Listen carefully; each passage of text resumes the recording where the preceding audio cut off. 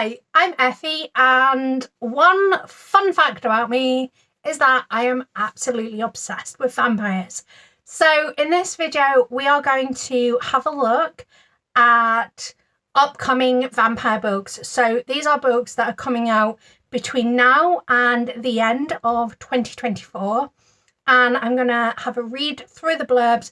There's a couple of exceptions where if it's a sequel, I'll just read through the blurb of book one, because obviously blurbs for sequels sometimes can spoil early books. So we're going to have a read through the blurbs and talk about my thoughts and feelings on them and try and figure out which vampire books we are most excited for them to come out in 2024. If I have missed any vampire books, please do leave them in the comments. I am literally always open to hearing about upcoming vampire releases. And if you happen to be an author and you have a vampire book that you'd like me to read, please don't hesitate to reach out, because I am always on the lookout for vampire books. So since I am going to be reading these on my laptop, to prevent a bit of eye strain, I'm going to put my glasses on, the blue light reduction lenses, so they are a little bit yellow, but saves my peepers. So let's get into it. I'm going to go month by month. They won't necessarily be in order, but like all the June ones will be together, and then all the July ones, etc, etc. Hope that makes sense. Hope I haven't rambled too much. But let's get into the vampire books that are coming out this month. And I've got my laptop just here, so I apologise if my eye lines are off at times. Okay, so the first one we've got is The Hunter's Gambit by C.L. Peeler. And it says, from the award-nominated author of Bluebird comes this riveting, spicy fantasy featuring malevolent vampires and a locked room escape adventure, perfect for fans of Empire of the Vampire by Jay Kristoff. Now, first off, I will say I absolutely despised Empire of the Vampire, but then a couple of those things that I didn't like about it, I'm led to believe are very much Kristoffisms. And I also suspect that this has been subtitled to Empire of the Vampire just because that is a popular vampire book, and not necessarily because this is going to be a similar book. So I'm not going to let that put me off at all. Like, I'm so hyped. And in fact, I got an email literally today saying that Angry Robot are going to be sending me a physical arc of this book. So I'm so incredibly excited to read it. Like, this is one of my most anticipated releases. And I can't wait to dig into it. The city of Mavazem is plagued by aristocratic vampires who terrorize the human citizens, but Kazan Kovic refuses to cower. As an expert blacksmith with a sharp grifter's eye, her speciality lies in crafting and using weapons designed to kill the vicious creatures. But turns out sword skills aren't quite enough when a whole group of vampires attack her and steal her magical weapon. Kazan is captured and forced to attend the vampire court, where she is forced to act as their queen. For 3 days, she will be waited and doted upon until the lavish party where her reign will end in an extravagant feast, and Kazan as the main course. Kazan plans to find her sword and get out, except with no allies in the castle. Kazan can feel the walls closing in, but she soon realizes that she is not just trapped with these bloodthirsty bastards, they're trapped with her too, and they're not prepared for just how far she's willing to go to survive. So, as I say, this is genuinely one of my most anticipated releases vampire-wise. Like, obviously, I think it's a bit strange that it's been compared to Empire of the Vampire, but the blurb makes me think it's only got vampires in common, maybe aristocracy, but a lot of vampire books have aristocracy. And I can't wait to pick it up. I think it's going to be absolutely fantastic, and I'm so excited. Cloak of the Vampire by Sapir A. Engelhard. From the author of the Millennium Wolves series comes the hauntingly romantic story of a young woman's descent into a league of vampires and the Lord who means to keep her there. Aileen Henderson's unassuming life conceals a dark past. Outside of work, she hides behind her larger-than-life best friend Cassidy, whose constant need for attention suits Aileen and her secrets just fine. Until the night Aileen dies. Awakening to a new world of brutality, bloodlust, and betrayal, Aileen plots revenge against Ragnar Rain, the monster who cursed her with the imprint, the demon who turned her into a vampire, the man whose eyes haunt her dreams. She is going to make this vampire lord regret the day he kissed her with the curse of immortality and made her this, if she can survive the auction and resist temptations of the flesh. Sounds like a romantasy. I haven't read from this author before, so I don't know what their writing style's like, but it certainly sounds pretty exciting, and the fact it's coming out on KU means that it's going to be pretty low risk to pick this book up because, I can just read it on Kindle, and if it doesn't work for me, I haven't lost any money in doing so. The next book is Honey Craves, which is the third and final book in the Honeyblood series by I.S. Bell.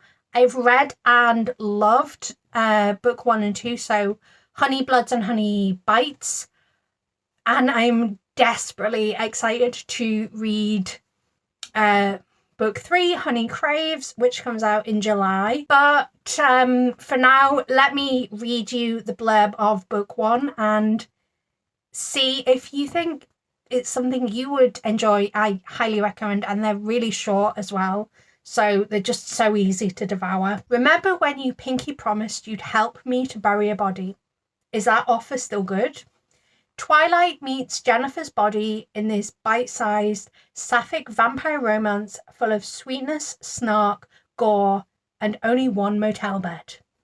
Queen Bee, Honey Williams, and burnout Sadie Greer haven't spoken since middle school, when a huge fight ended their lifelong friendship and sent the girls down wildly different paths.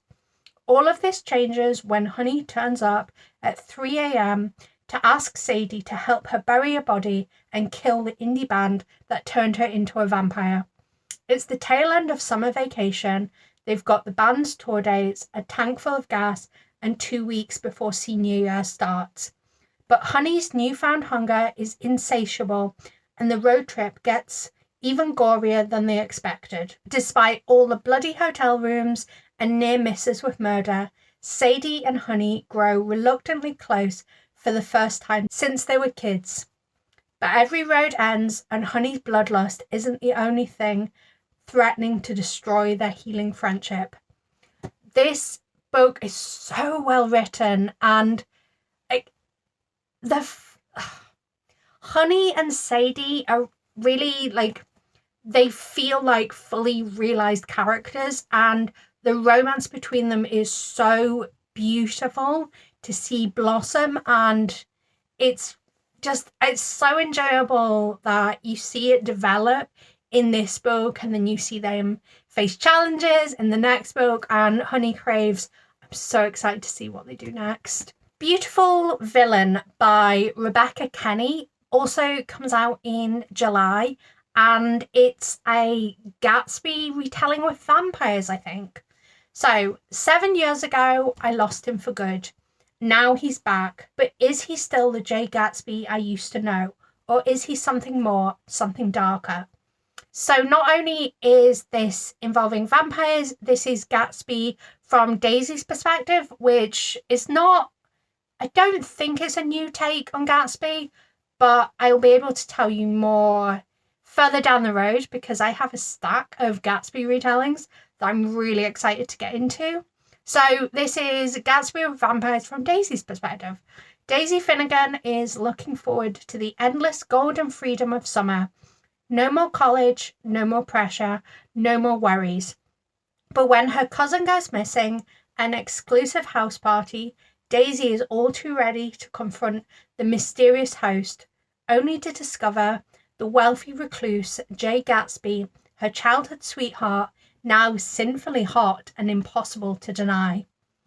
She could never resist him, and it isn't long before she's entangled in a web of wealth and lies and obsession, culminating in a shocking act of violence that shatters the summer haze and threatens to drown them all. But it isn't until Gatsby is shot through the heart and survives that Daisy discovers the truth of how he clawed his way up in the world by selling the secret of immortality to the highest bidder. Now, with her friends' lives at stake, her own dizzying new powers still volatile, and an unimaginable threat closing in, Daisy will have to face an impossible choice. Side with the man who claimed her body and soul, or with the monsters who would see him lost to her forever. I mean, that feels like not much of a choice. Side with the man that claimed her body and soul, or the people that want to destroy her. Surely she's going to go with the man who claimed her. I mean, the thing is, right, with the context of having read Gatsby recently, I think it is an interesting one because, I mean, Daisy's not fully realised in The Great Gatsby. Like, Daisy is a manic pixie dream girl in The Great Gatsby. So you never really know much about her, and she doesn't have very much agency. So it's all well and good saying it sounds like she would choose the man she loved, but actually, like,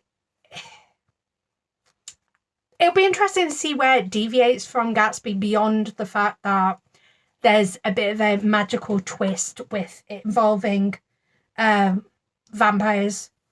Like, I'm looking at it now and it never actually mentions vampires, but I'm pretty sure he is a vampire. What next have we got? Mistress of Lies by K.M. Enright.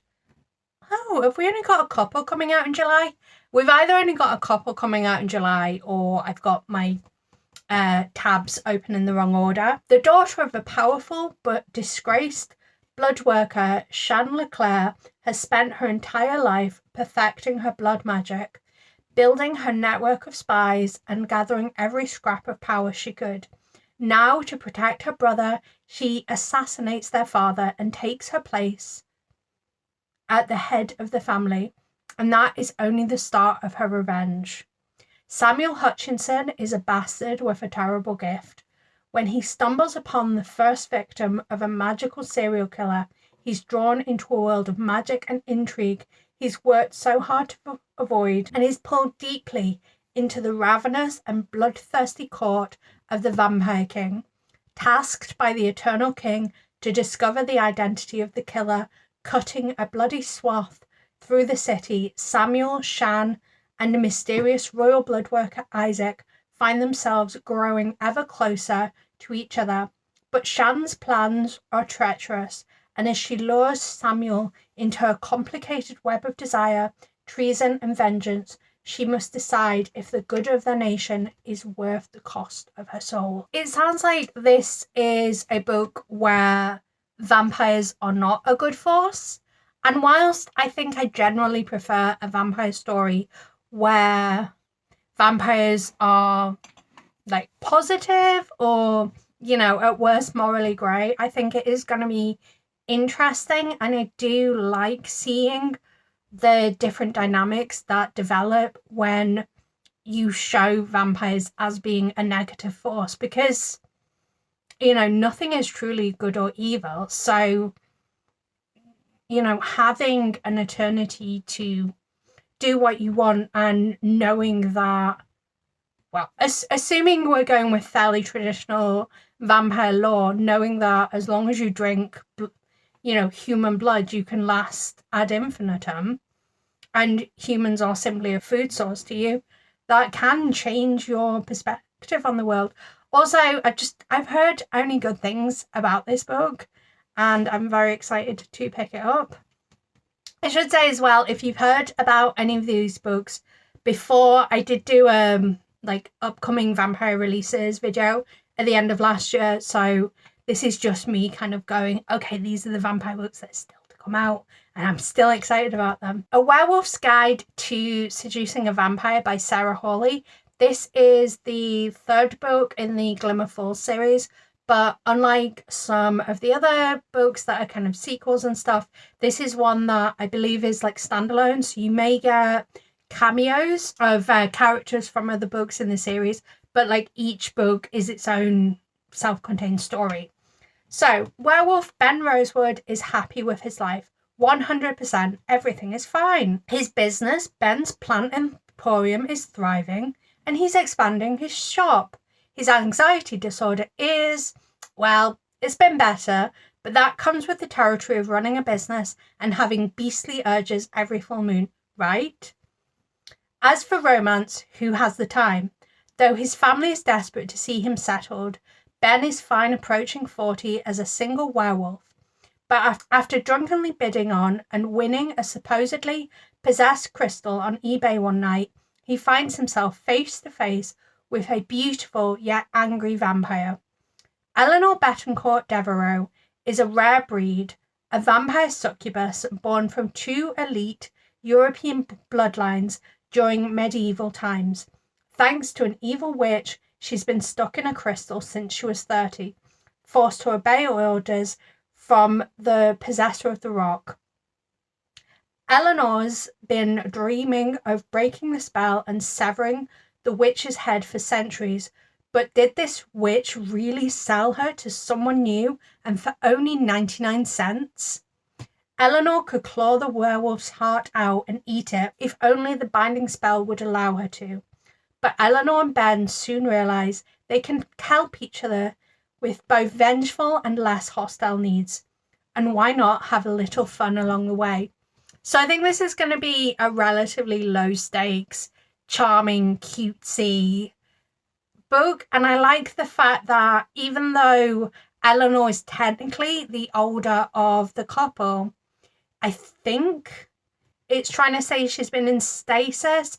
It's a little vague in the blurb whether it's saying that like she stayed at 30 and she's like not come out since she was bound, or if she's been bound and that's forced to stay at 30 and, you know, work for people since then.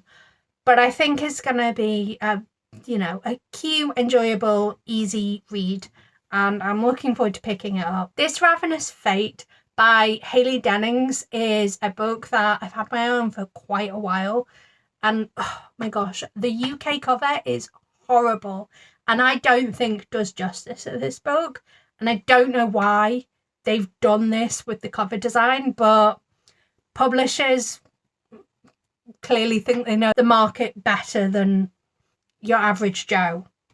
But, you know, there's a part of me that thinks that this cover design could actually mean it doesn't perform as well on the UK market. I hope that's not the case, but I mean, it's probably on screen right now so you can see for yourself. And like, I'll pop up the US cover here, and they just give very, very different vibes. Like, I don't 100% love the US cover, but the vibe on this one is just miles different to the vibe on this one. Sometimes true love defies death itself. New York, 1926. Reapers, once human vampires, stalk the shadows. Oh yeah, this is the blurb that didn't quite make sense, but I'll read it as is and just say that I am really excited to read this, and I'll probably be picking up fairly soon because I do have an arc for it. The Saint family has reigned over the city for years, protecting its inhabitants through their thriving Reaper hunting enterprise. But reluctant heir Elise Saint faces a chilling threat. The Harlem Reapers want her dead. When new Reaper Layla Quinn was turned, she lost her parents, the protection of the Saint, and her humanity. And she'll never forget how Elise Saint betrayed her. Now Reapers are inexplicably turning part human, leaving grisly murders in their wake. And when Layla is framed for one of these attacks, the Saint Patriarch offers a deal she can't refuse. Work with Elise to discover how the murders might be linked to rumours of a Reaper cure. Once close friends, now bitter enemies, Elise and Layla explore the city's underbelly, confronting their feelings for one another and uncovering sinister truths that threaten both Reapers and humans alike. So I think the bit that was confusing me was like how the vampire lore works, because Reapers were once human and they're turning part human. I don't know. I'm sure it'll make sense when I read it. I just think it's a little bit like it's giving me pause, like to figure out what's actually going on. But I think the writing will probably be fine. It's just that this synopsis has clearly been written by someone who knows exactly what's going on in the book and doesn't realise that it doesn't quite make 100% sense. Or maybe I'm dumb and you know exactly what this is getting at. That's a very valid possibility. The Ones Who Come Back Hungry by Amalinda Berube or Beirube. They've got a couple of accents in their name, so it's probably like Beirube, I think, if I remember that's how that accent works. So it says, from the author of Here There Are Monsters comes a chilling supernatural horror that is part terrifying vampire legend and part modern exploration of toxic relationships wrapped up in a novel about hunger, yearning, and loss. After the sudden death of her perfect popular older sister, Jo and her family feel empty. But days after crying at Audrey's gravesite, Jo stumbles on the impossible, Audrey standing barefoot in the snowy backyard. But Audrey isn't breathing. She's still marred with the evidence of an autopsy. She's decaying, and worst of all, Audrey is hungry, and only human blood can curb her relentless appetite. Jo knows she can put her family back together. She just has to figure out how to fix Audrey.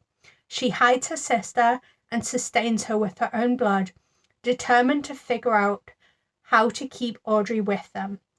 When the search takes her to her sister's grieving inner circle of friends, Jo finds herself drawn into their fold and to Audrey's boyfriend, Sam. As Jo slips further into her sister's old life, Audrey's hunger and jealousy grow more insatiable, and she's not going to sit back and let Jo replace her, or worse, discover the secrets hidden beneath her Golden Girl facade. As Jo struggles to juggle everything, she will be forced to decide which of her loved ones needs her the most and who she's willing to sacrifice to save them. It sounds like quite dark, and I think is going to touch on some hard-hitting topics that I'm very intrigued to dive into. And the fact that it's vampires as well just makes it all the more appealing to me. I think this is probably one of the most unique takes on a vampire book that I've added to my list. I mean, I think all of the books are quite different in their own way, but this one, it feels like a YA contemporary, maybe like a YA mystery thriller, but they've added a supernatural element and it just makes it that little bit more intriguing and fascinating. Also, it's being published by Sourcebooks Fire, which I think tend to be a publisher that quite often lines up with my personal reading tastes. So I'm pretty excited to get a chance to read it at some point in the future. Unholy Terrors by Lyndall Clipston. Sink your teeth into a blood-stained tale of a girl torn between her vows and her heart, where falling in love may be the deepest sin of all. Evelyn Blackthorne has devoted her life to the Wardens, a fierce sect who wield arcane magic to guard their community against vampiric monsters known as the Vespertine. When a strangely human Vespertine is killed on their borders and a series of unsettling events follow, Evelyn disobeys orders and uncovers a startling truth in the form of Ravel Severin, a rogue Vespertine who reveals that monsters have secrets of their own. Evelyn's own magic has failed to appear, and she is feeling both outcast from her community and powerfully drawn across the Vespertine-filled moors As Ravel also needs Evelyn as cover to return home, he promises to use his magic to ensure safe passage for them both for the treacherous journey. But at a heavy price. Vespertine magic requires blood, and Evelyn will have to allow Ravel to feed from her. But it's a sin for a warden to feed a Vespertine, let alone love one. As Evelyn and Ravel travel across the desolate moorland, their fractured temporary trust in each other is put thrillingly to the test, and Evelyn realizes the question isn't only whether she will survive the journey, but if she does, will she ever be the same again? Oh, I mean, I don't need to keep saying that they all sound good to me. They do all sound good to me. The Vampire of King Street by Asher Grayling. Oh yeah, this is a really unique take on a vampire story. In this gothic debut novel, perfect for fans of Tread of the Angels and Gail Carringer's Soulless, Miss Radhika Dhingra, a newly minted lawyer in 19th century New York, never expected that her first client would be a vampire accused of murder. Having a resident vampire is just the thing for the upper class New Yorkers. Besides being a status symbol, they make excellent butlers or housekeepers. The only thing they require in return is a drop or two of blood and a casket to shut out the dawn's early light. Tolerated by society only if they follow a strict set of rules, vampires are seen as less than, and as the daughter of immigrants, Rahika knows firsthand how this feels. Accused of murder, her undead client, Mr. Evelyn Moore, knows that the cards are stacked against him. With the help of a journalist friend and a diminutive detective inspector, Mr. Dhingra sets out to prove her client's innocence and win his freedom. Failure will mean Mr. Moore's death and the end of her dreams of becoming a successful attorney, and the loss of the vampire Mr. Dhingra has begun to call her friend. Offering an alternative paranormal history, delightful characters, and insightful social commentary, The Vampire of King Street will thrill readers of Deanna Rayburn and Rebecca Roanhorse. So I think, like, what draws me to that, apart from the fact that it does feel quite unique and intriguing, is the fact that it does have that social commentary baked into it, and it also feels like cozy, but not in a way that wouldn't appeal to me, because I'm trying to figure out what I like when it comes to cozy, and I think this is the sort of cozy that appeals to me and is likely to be a hit. My Vampire Plus One by Jenna Levine. It started with a fake date, now true love is at stake. Oh, that puns abound. Amelia Collins is tired of constant questions about her non-existent dating life, so she decides to get everyone off her back once and for all by finding someone, anyone, to pose as her date to a family wedding. If he's annoying or embarrassing, so much the better. Coincidentally, Reginald Cleves has centuries of experience of being rude, infuriatingly arrogant, and a fashion eyesore, making him perfect for her purposes. But as Amelia and Reggie practice their romance and more of Reggie's secrets come to light, Amelia is surprised to find her first impressions could not have been more wrong, and that Reggie's bark might be worse than his bite. Oh, so cute. And this is the same author that wrote My Roommate is a Vampire, which I own, but I haven't read yet. Immortal Dark by Tigres Germer. Sink your teeth into the highly anticipated Black vampire romantasy of 2024. Hidden in our world, a society of vampires originating in Africa can only feed from select human bloodlines. Each bloodline represents a house more cutthroat than the next. To ensure peaceful coexistence and inherit their legacy, human children of these families must study at an elite university before choosing a vampire companion. Lost heiress Kidana Dane grew up far from Uxley University. She is obsessively protective, mildly nihilistic and willing to do anything to save her loved ones. When her sister June disappears, Kidan is convinced a vampire stole her. The alluring yet dangerous Susanna Sagrad, the same vampire bound to her own house. To stay in Euxley, Kidan must study an arcane philosophy, work with 4 enigmatic students, and survive living with Susannius, even as he does everything to drive her away. It doesn't matter that Susannius's violence speaks to her own and tempts Kidan to surrender to a life of darkness. She must find her sister and kill him at all costs. When a murder mirroring June's disappearance shakes Uxley, Kidan sinks further into the ruthless underworld of vampires, risking her own soul. Here she discovers a centuries-old threat, and June could be at the very centre of it. The Cruel Prince meets Ninth House in this dangerously romantic dark academia debut, where a lost heiress must infiltrate a secret society and live with the vampire she suspects kidnapped her sister. I was lucky enough to receive a sampler of, I think it's like the first chapter or 2 of this book, and immediately sucked in, needed to read more, very excited to read more. So good. I can't wait to dive into it.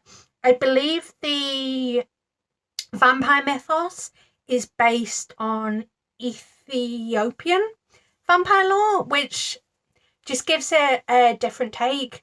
Like, I feel like too many vampire books are based on a very narrow set of what a vampire is, and I think vampires are one of those things that every culture has its own take on vampires, and they're all slightly different. So I'm fascinated to see if there's any unique elements to this, because it's based on a slightly different vampire lore. Lucy Undying by Kiersten White. And I will point out, if you haven't read Dracula and intend to read it, this blurb will spoil something that happens in the book Dracula. So, her name was written in the pages of someone else's story. Lucy Westenra was one of Dracula's first victims, but her death was only the beginning. Lucy rose from the grave a vampire and has spent her immortal life trying to escape from Dracula's clutches and trying to discover who she really is and what she really wants. Her undead life takes an unexpected turn when, in 21st century London, she meets another woman who is also yearning to break free from her past. Iris's family has built a health empire based on a sinister secret, and they'll do anything to stay in power. Lucy has long believed she would never love again, but she finds herself compelled by the charming Iris, while Iris is mesmerised by the confident and glamorous Lucy. But their intense connection and blossoming love is threatened by forces from without. Iris's mother won't let go of her without a fight, and Lucy's past still has fangs. Dracula is on the prowl again. Lucy Westenra has been a tragically murdered teen, a lonesome adventurer, and a fearsome hunter, but happiness always eluded her. Can she find the strength to destroy Dracula once and for all, or will her heart once again be her undoing? Dracula changed her, love will transform her. So, theoretically, I'm really intrigued by this book and really excited to pick it up. But so far, I've read 2 Kiersten White books, and neither of them have been a hit for me. So it would be in bad faith to say that I'm genuinely excited for this book, because I despised Hyde and did a whole rant review video on it, and then I hated Mr. Magic even more. Hyde I still have on my shelves, but Mr. Magic I immediately unhauled, and I think I hated it so much that I just put it in a Ziffit box, even though I'd pre-ordered Mr. Magic and paid near enough the RRP to get it as soon as it came out. Like, I hated it so much. So I don't have too much confidence that I am going to enjoy this book. But in a similar way to the fact that when Casey McQuiston's newest book comes out, I'll be reading it, and that may be my last time reading a McQuiston because I've not had a good time with most of McQuiston's work. I think it's going to be the same with Kiersten White, in that this is kind of my last chance to go, okay, do I like Kiersten White's writing, or are they someone that has brilliant concepts but terrible execution, at least to my reading tastes? Vampires Never Say Die by Gloria Duke. Now, this is book 2 in a series, but as far as I can tell, it's another one of these where they stand alone. So, like, the characters mentioned in the blurbs don't seem to overlap with one another, so I hope this isn't going to spoil book 1.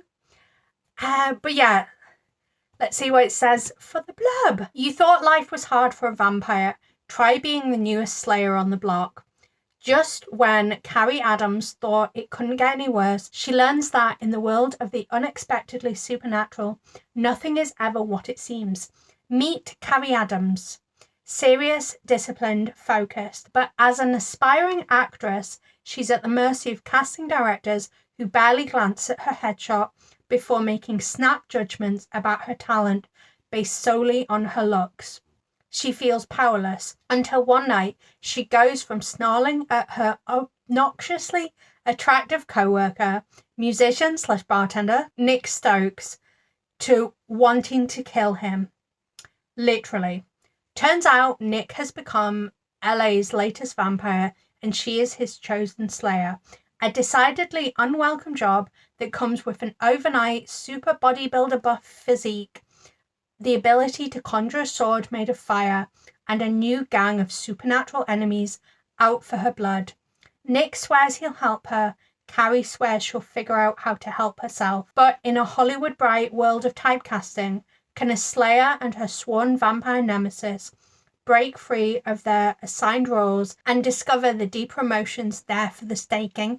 Yay! Another stupid pun! I love it! Yeah, again, it's a slightly different take, and I think whilst this Ravenous Fate is like a vampire and vampire hunter romance, we don't get a lot of those, so I'm intrigued by this. And the thing is, like, this Ravenous Fate is Jazz Age Harlem, whereas this like Vampires Never Say Die is modern, so they're going to be very different stories with very different takes.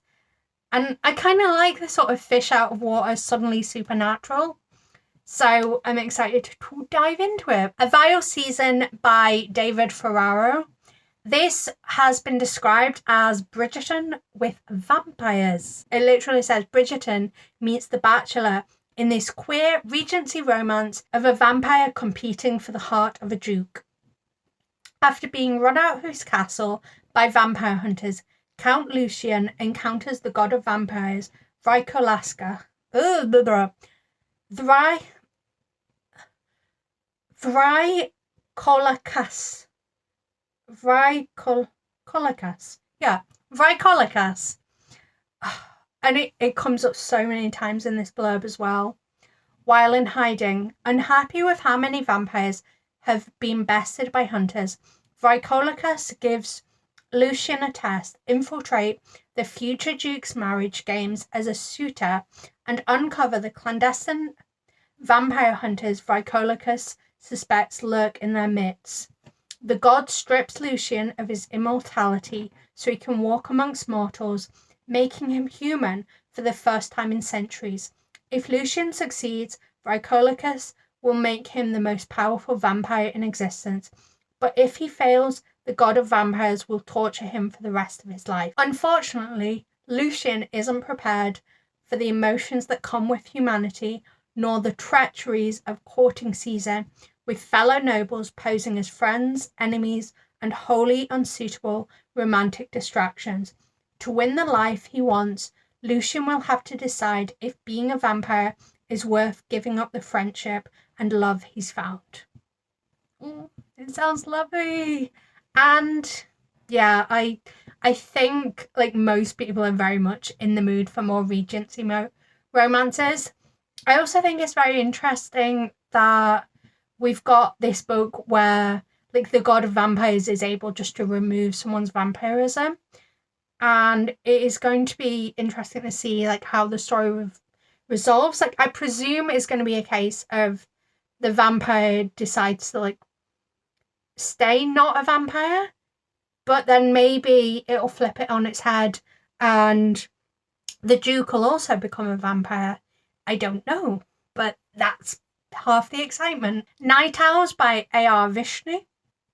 In this thrilling paranormal YA romance debut steeped in folklore, two Estries, owl-shifting female vampires from Jewish tradition, face New York's monstrous underworld to save the girl one of them loves with the help of the boy one of them fears before they are, all of them, lost forever. Clara loves rules. Rules are what have kept her and her sister Molly alive, or rather undead, for over a century. Work their historic movie theatre by day, shift into an owl under the cover of night, feed on men in secret, and never fall in love. Molly is in love, and she's tired of keeping her girlfriend and Nat a secret. If Clara won't agree to bend their rules a little, then she will bend them herself. Boaz is cursed. He can't walk 2 city blocks without being cornered by something undead. At least at work at the theatre, he gets to flirt with Clara, wishing she would like him back. When a gnat vanishes and New York's monstrous underworld emerges from the shadows, Clara suspects Boaz, their annoyingly cute box office attendant, might be behind it all. But if they are to find a gnat, they will need to work together to face demons and the hungers they would sooner bury. Clara will have to break all her rules of love, of life, and of death itself before her rules break everyone she loves.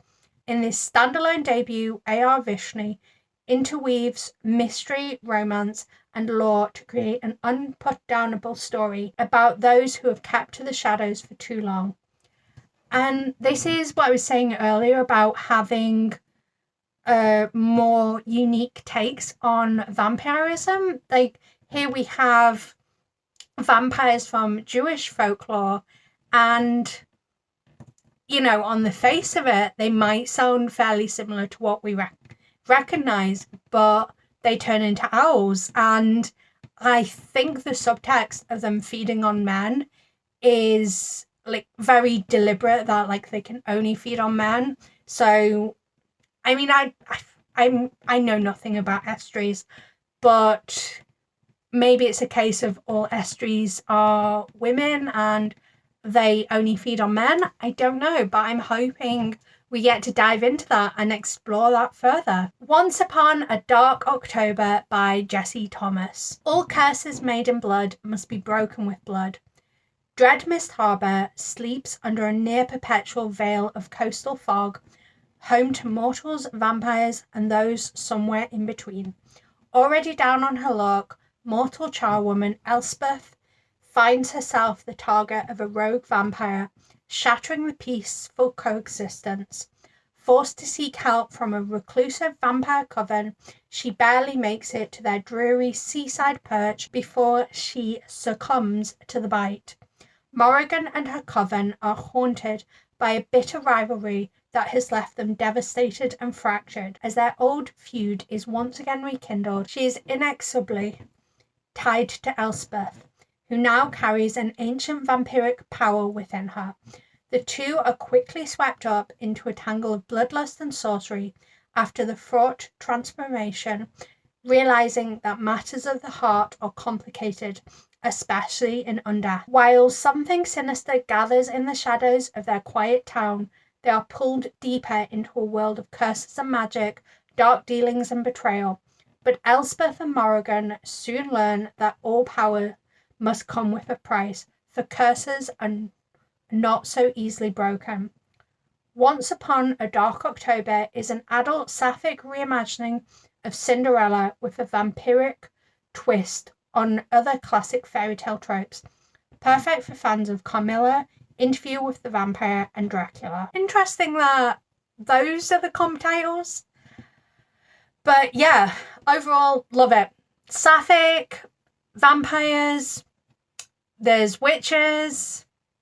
What more can I want? The next book on the list is actually, so there's two books. One comes out in November and one comes out in December. So we've got This Blood That Breaks Us and This Blood That Bonds Us, which are the third and fourth books. So they are the last two books to come in this series of the Blood That Binds Us series. I've not read any of the books in this series yet, but I've had my eye on them for so long. So, Kimberly Burns, a self-sufficient 19-year-old, expects her customary camping trip to be a calming escape from the non-stop demands of college life, but the attack from a recently turned vampire changes everything. Aram Callum has been trying to resist the bloodlust raging through his new body, but the unfamiliar voice in his head won't let him pass up an easy meal. When he's left with a girl barely clinging to life, he must choose between loyalty to his brothers or his own morality. Aaron and Kimberly both want to return back to their normal lives, but their problems are just beginning when they both realize they go to the same university. When Kimberly is bitten a second time by an unknown attacker, they must team up to navigate the vampire world together and find the assailant. Soon they discover that the mysterious past Aaron's brothers are hiding may hold the key to secrets that could tear apart their own past and destroy their future.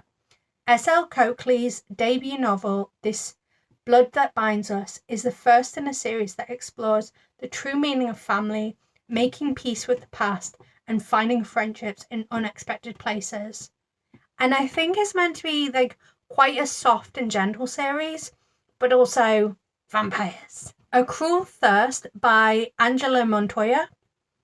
A fledgling vampire and a headstrong vampire huntress. So we've got another vampire and vampire hunter pairing must work together against their better judgment to rid the world of monsters in this irresistible romantic fantasy.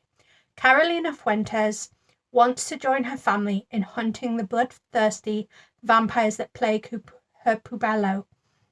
I'm really sorry if I mispronounce any of these Spanish words, by the way. Her father, however, wishes to marry her off to a husband of his choosing, someone who'll take her away from danger. Determined to prove that she'd make a better slayer than wife, Carolina vows to take down a monster herself, but when she runs into un vampiro that is somehow extremely attractive and kind, her plan crumbles. Lalo Villalobos was content leading a perfectly dull life until un vampiro turned him. Now forced to flee his city, he heads to the pueblo where he believes the first vampiro was made. Surely its residents must know how to reverse this dreadful curse. Instead of finding salvation, Lalo collides with a beautiful young woman who'd gladly drive a dagger through his heart. Fortunately, Lalo and Carolina share a common enemy. They can wipe out this evil together. If his fangs and her fists can stay focused, they might just triumph and discover what it feels like to take a bite out of love. So, yeah.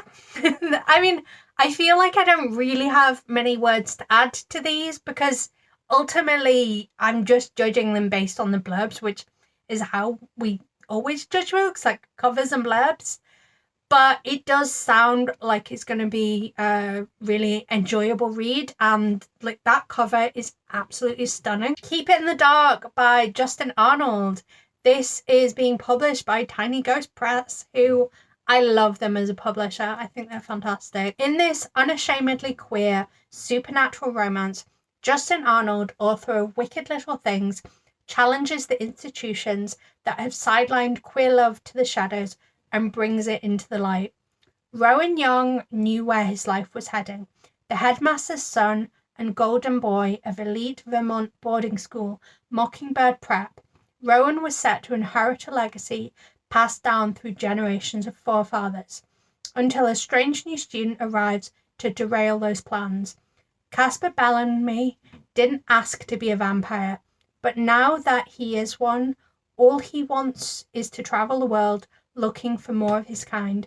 Before he can do that, he must accomplish an impossible task set forth by his adoptive family of vampiric royals, prove he can keep their kind safe, and finish high school without being discovered. If controlling his thirst wasn't hard enough, he is forced to share a dorm with the headmaster's son, and despite their instant dislike for one another, Caspar can't ignore the mouth-watering, delicious scent of Rowan's blood. When bitter fights become late-night rendezvous, the forbidden romance blossoms in the shadows, facing a fearful world that would rather they stay hidden. Rowan and Caspar contend with an onslaught of troubles. Rowan's father is breathing down his neck, the safety of Caspar's newfound family is on his shoulders, and his secret society of slayers threatens to destroy everything. If love blooms in the dark, will it survive being brought into the light? Sorry, it makes me all giddy and stuff. And the final book that we've got, it doesn't have a blurb yet, and it doesn't have a release date. It's currently listed on Amazon as being next year. Yeah, it's currently listed on Amazon as coming out next January. But I know from the author's Instagram, oh wait, I think she did publish a blurb on Instagram. She is aiming for autumn. Because she hasn't written it, finished it yet, we don't know when it's actually going to come out. But she is aiming for autumn this year, which is why I've put it in this video. So the book is Troubled by Elena R. Galea, and all we know so far is he's a halfling prince who wants adventure. She's the vampire bodyguard assigned to keep him safe. Add in a feral first who escapes their tomb years after the blood moon, and you get Troubled, which hopefully is coming out in autumn of this year. So those are all of the books that, well, all of the vampire books that I am anticipating. Yeah, I'd say anticipating in the latter half of 2024. As I said at the start of the video, please do comment any down below that I may have forgotten or any that I may have missed that have come out recently. But until next time, love you. Bye.